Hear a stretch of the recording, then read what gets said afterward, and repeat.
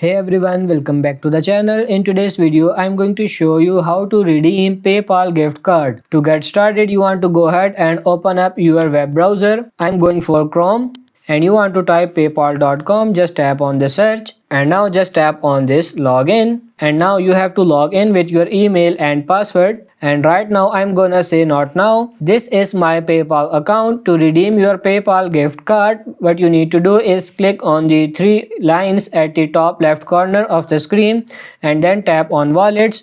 You want to go ahead and click on link a card.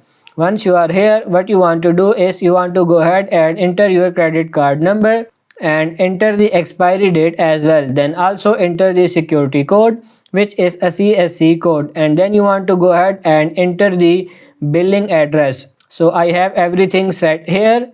Enter this and go ahead and click on link card. On the next page, you will be able to enter your PayPal gift card details and redeem it. So that's pretty much it for this video. I hope this video was helpful. If it is, like it and subscribe to the channel. Thank you.